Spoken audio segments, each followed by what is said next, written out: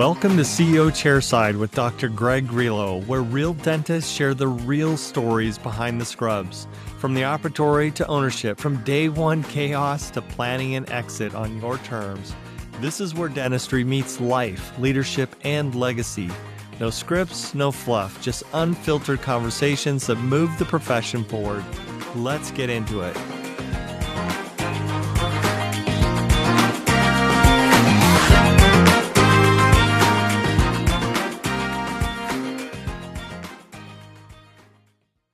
Welcome back to another episode of CEO Chairside. I'm Dr. Grillo, and I'm really excited today to have you listening along with somebody that I've really come to appreciate the last few years. And this is Dr. Julie Kellogg. Welcome to my podcast. Greg, I'm so excited for you. Thank you for having me as one of your first guests. Absolutely. I think it's great. You and I connected about 3 years ago, I think it is. I kind of lose track of time. Seems to be a common theme for me these days. Yes, and I still have my Coeur d'Alene Resort key card from the day that we met because I felt like it was a good luck charm. Yeah, that was fun. We did, I spoke at a conference that they had here with a number of dentists, and you came up from Walla Walla to that conference, and we connected and really hit it off and found out we have this common passion really for a topic that's narrow but broad. It's really around the topic of transitions and in dentistry and exit planning. There's so much around that topic. It's huge. We won't have time to explore it all today, but I think it's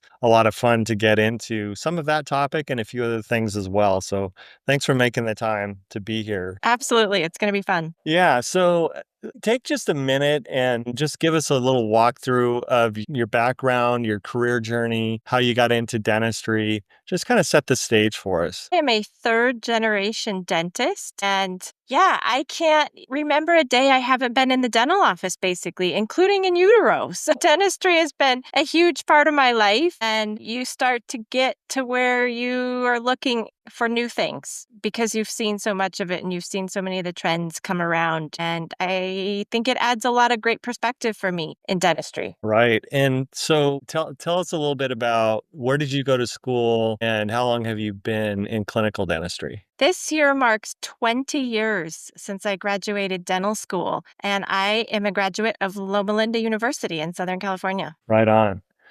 Yeah, and so over that 20 years and as time has gone on, you've really come to a place where you're wearing different hats and you've worn different hats. And I think you're going to continue to put some different ones on as time goes on. And you've been a clinician, you've done writing, you're a speaker, you're a coach. And so just take us back a little bit and reflect. Is there a moment in your clinical career that really sparked a realization that you had something more to say, to share, to offer to this profession? Yes, I think I realized early on that while I loved the profession of dentistry because it was such a big part of my life, that I didn't love being a tooth mechanic. So I think that I've just had a curiosity to explore a lot of different ways that I could serve patients and dentists and the profession throughout my years. And if I look back, I would say the 2 years that I was the program chair and planned the big meeting for the Academy of Private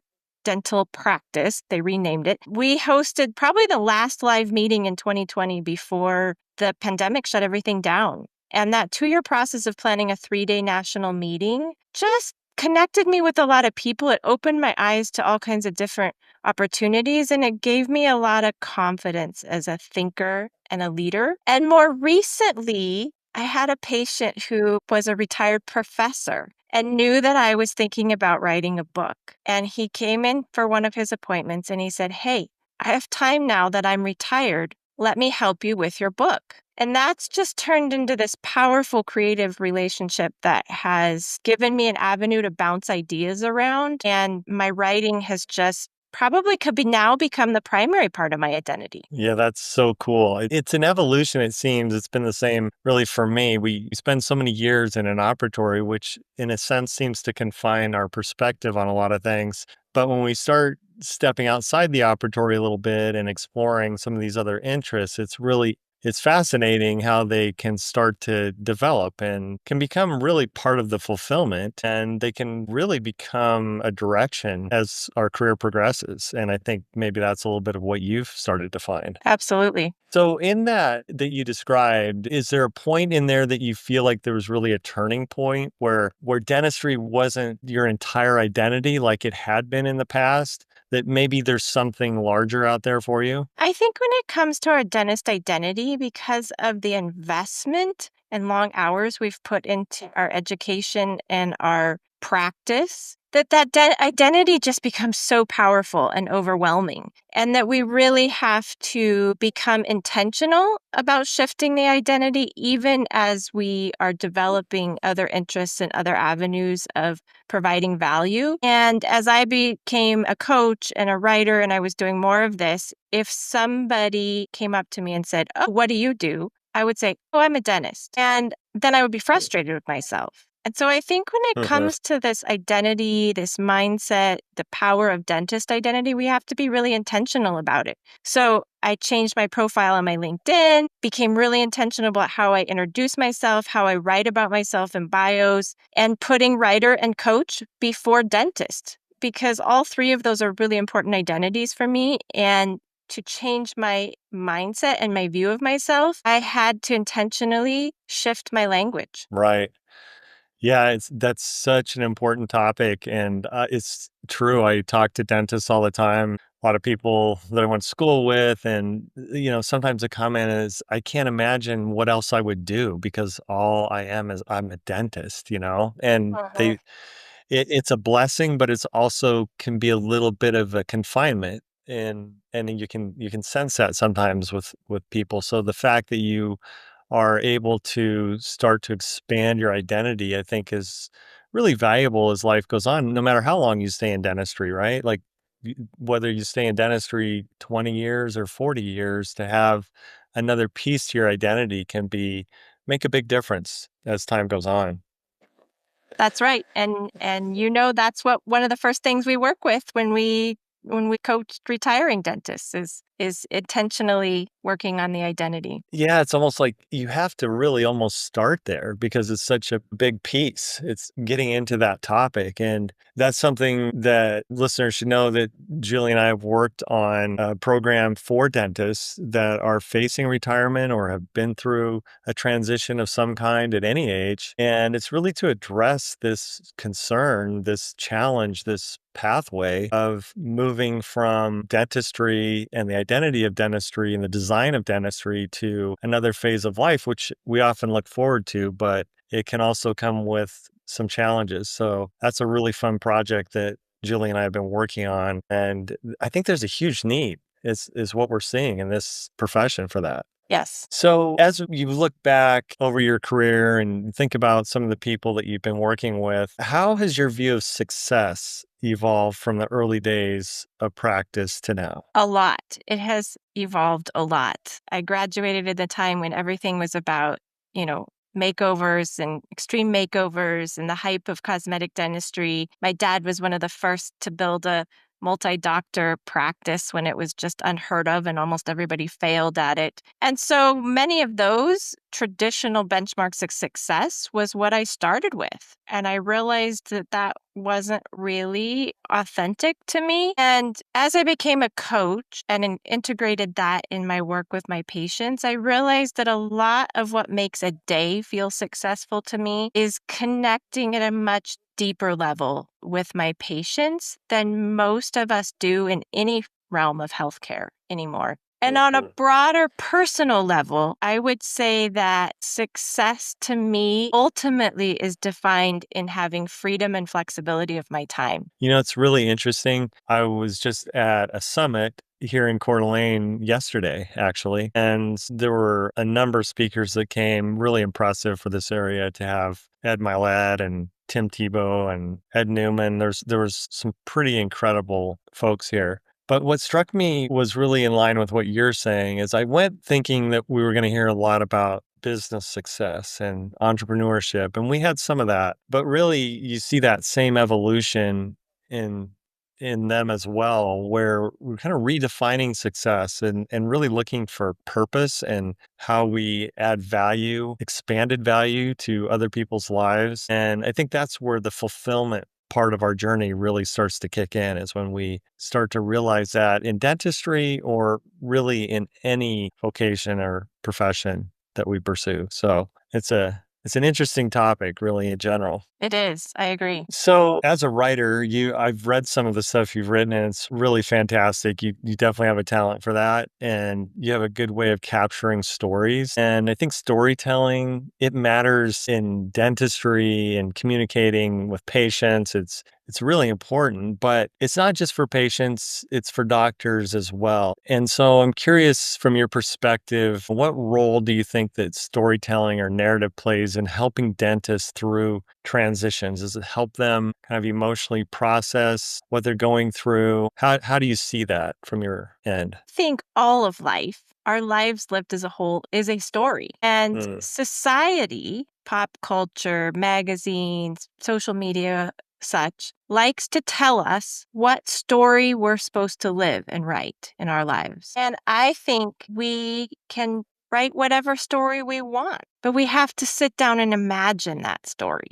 And so, one of the questions that I like to ask the dentist that I work with is, what memories do you want to have? Because I think that becomes a really powerful question that starts us down a path of looking at the story of our life differently and connecting much mm, deeper with our personal values and being able to separate them from whatever story pop culture is telling us that we're supposed to live out. mhm, mhm. Yeah, it's when you understand that, it's empowering, right? To be able to add to the story and not just have it play out the way that you think it's expected to. There's a lot of freedom in that, so it's a really good perspective. And as you work with dentists that are preparing to sell or transitioning out of practice, really at any age, what are some of the common emotional blind spots that you see that they're dealing with as they go through that? There's a whole range of them. Dentistry is really structured. When we step into our dental clinics, we're living by a very tight schedule.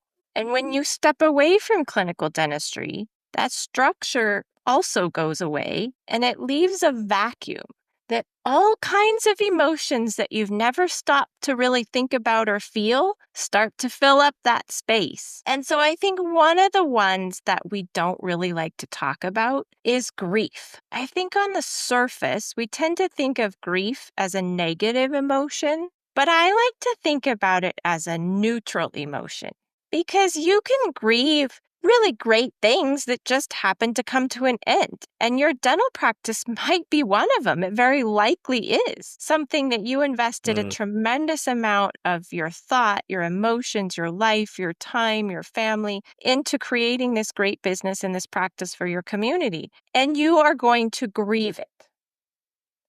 And you're not, it's unexpected when that grief is going to come up or how it's going to manifest itself, but it's going to be there. And it's important to feel that grief. But if we can start to recognize it as something that's really neutral and can even be celebrated, we can reframe a lot of the various emotions that come up. But if we haven't started to talk about them, like you and I work with dentists on some of that, it can really blindside a dentist after they retire and just kind of throw you into a tailspin. And so right. that's one of those things that I think is important to to bring to the surface as we have so many dentists getting ready to retire in our profession these days. Yeah, it's such a good point, and I can definitely reflect on that in my own personal experience because I sold my practice at age 53 and it was very exciting and I'm pretty emotionally aware, but I didn't really expect some of the feelings that came along with it because again, it goes back to all the identity and the attachment and the relationships. There's so much there to unpack. And so if you just know that it's going to happen and you're prepared for it, that it's part of a natural process, then, it's much easier to navigate. And I always think that change should be bittersweet, right? Like if it's if all change is bitter, well, that's unfortunate, and if it's just completely sweet, then you've probably wasted years trying to get there. So kind of that bittersweet spot is really that place to be prepared for, right? Great analogy. So, kind of wrapped around all of this, dentists have to navigate a tension between really clinical detachment and personal investment when their name is literally on the door, right? Like it's all tied up together. And so how do you help dentists really navigate that tension? I think that's a great question. And I think you referenced a really great analogy to it when we started this podcast, Greg. And that is about the hat you're wearing. You talked about me wearing a lot of different hats in dentistry, but I think every dentist wears a lot of hats. And one of the things that I learned from my coaching instructor when I took my coaching certification was the value of being aware of what hat you're wearing and what hat you need to be wearing when you're making a certain type of decision or taking a certain type of action. And so in the clinic, oftentimes we're wearing a problem solving hat, a fixing hat, right? When your name's on the sign and you run the business, there's a point in the weeks that you have to put on your CEO hat. In our personal lives, we might have to put on our spouse hat or our parent hat or our child hat if we're taking care of our parents. And being really aware of what hat you're wearing or what hat you need to put on to to move forward in a certain situation relieves a lot of the tension that you referenced. Hmm. No, that's really good. There's a lot of complexity there, but that's definitely a good way of looking at it. And looking further like at all this and your writing, again, I've read a lot of what you've written and you're very introspective and it's deeply human. You're good at the storytelling. What do you think? What role has writing really played in your ability to process your own career and your own journey and all the different hats and the shifts that you've been making? It's played a huge role, but I'm going to be really vulnerable here and tell you that in all my academic school years, I hated writing. I hated English classes. I hated classes. I could suffer through writing a lab write up because it was scientific and there was a black and white formula for how you did it. But the creative writing process was not something that I enjoyed at all. And I really came onto it when I went through a really hard personal time in my life. And I realized that when I was going to speak with the therapist, I would just walk in there and freeze up. All the things and the thoughts that were running through my mind during the week, I couldn't remember them. And the session would become kind of a waste of time for both of us. So I started writing, just journal writing, just stream of conscious writing throughout the week. And then the night before my session to talk about what was going on, I would just drop it under the office door and then let the professional therapist lead me through those thoughts to unfreeze me because of all the emotions and all the stuff that was going on. And I realized, oh, I kind of like this process. This is a lot. And I just heard something this week that really put a smile on my face. And that was when you're writing, you're learning. And maybe we've lost a little of that in the digital age. But Mhm. when you're writing, you're learning. And that's where I started to realize the power of writing and then I grew into taking some classes on storytelling and how to look for the stories. And as you know, I've had some of my own personal challenges with the stresses and day to day clinical dentistry. And what brings me to the office now with a smile on my face is every day I walk into the office and I say, I'm going to look for the story. Mm, What's going to be the best story of today? And I tell you what, our patients have some great stories. yeah. It really makes my day joyful because not only am I helping them, but they're just sharing these amazing life lessons and hilarious illustrations with me. And that's changed my whole perspective of everything in healthcare. Yeah, that's great. I mean, that's what makes it all so rich, right? It's just that's the fulfillment piece. And when I do coaching, a lot of times clients are very interested in the profitability side of the equation, which is super important, of course. Uh-huh. But I always tell them that there has to be a balance. It has to be profitable, yes, but it must be fulfilling. And I think the ability to find stories like that and to treasure those stories has a lot to do with the fulfillment of what you're doing. So I think that's really good. And I don't want to have that lead you into this question to the answer. It could be this or it could be something else. What would be one skill that you would like to see embedded in every young clinician's mind before they ever open a practice? Or maybe two skills, but what do you think? Well, I think it's exactly what we were talking about. I really think the power of looking for the story. And once you start to see the narrative, the story, how you guide your patient through treatment and reaching a successful treatment outcome completely changes. But the root of that is curiosity. And I think so much of our education is so scientific. It has to be this way. It has to follow this process. It has to, it's just so recipe, black and white, right or wrong, all these. And there's so much more nuance in it. And I think that if I could embed a skill in every young dentist, it would be a deep sense of curiosity. That's good. Yeah, that's really good because that curiosity carries over to everything. So, back to what I was mentioning earlier about profitability, it's super important. And some dentists really aren't that curious about it, but they don't know what's wrong, that they don't seem to be doing as well as they should. So, you have to be curious about everything if you want to own a practice and really balance all the roles that we have as a dentist, an owner, whatever your role is. That I think curiosity serves you well whether you're in the office or not, right? Like it's a good thing to live life with. And if it's an aspect of your practice or your business that you really just aren't curious about, then hire somebody who is. Right. Yeah. Start asking questions for That's right. sure.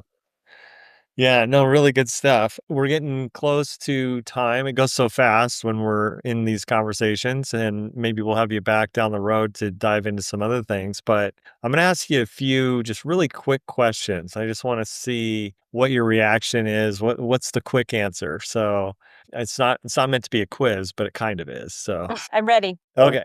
So clinical adrenaline or creative flow, what's more addictive? I think it's so easy to get addicted to clinical adrenaline. But I think once you experience true creative flow, you'll never go back. Yeah, I could agree with that for sure. But if you get too addicted to the clinical adrenaline, you'll miss the creative flow. Right, right. And there's a danger that that'll burn you out, That's and right. that's something we see a lot of. That's right. So, yeah. I know you're a writer. I think you're also a reader. One book every dentist should read, but probably hasn't, I recommend this is my top book recommendation for everybody, and it's Dr. Atul Gawande's Being Mortal. Being Mortal. If you digest that book, it will change the way you look at every aspect of your life. It's just so human. And if you're in healthcare, I definitely think you should read it. That's fantastic. I'm a reader, and I'm ashamed to say I've never read that, so thank you. That one's going down. I just wrote it down, so that's great. I'll order it up on Amazon for you, Greg. Fantastic. What's the most rewarding part of coaching a dentist through transition, which is something that you do? Ah, because I primarily work with the transition into retirement away from our normal professional life. Everybody thinks of retirement as a place that you arrive to. Mm. But really, nowadays, it's often 20 or 30 years of our life, and it's just a continuation of the journey.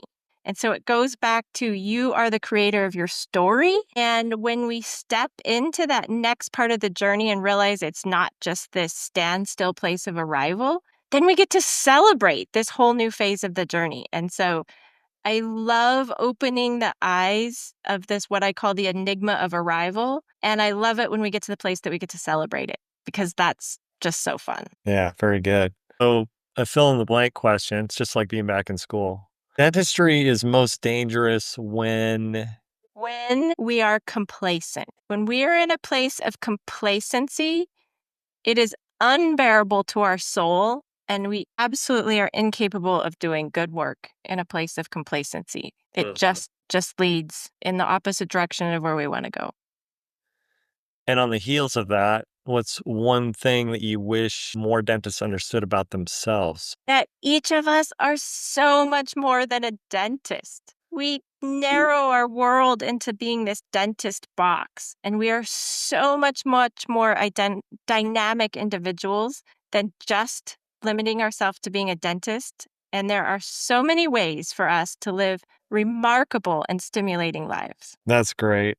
I love it. So, wrapping up here a little bit, but just share with us some of the training that you've done recently because I love the commitment that you've made because of your passion for dentists really that are facing transition at any point. It doesn't matter if it's retirement or it's a sale of a practice or you just need to get out for health reasons, whatever it is, you've really taken that on and I know you've done some special training lately. Could you touch on that for us? Yes. I finished a coaching certification in transition intelligence. So, most of us have heard of emotional intelligence. This is transition intelligence. And the training was about 30 hours with over 500 coaches from over 50 countries. And it was put on in a collaboration between coaching.com and the Modern Elder Academy.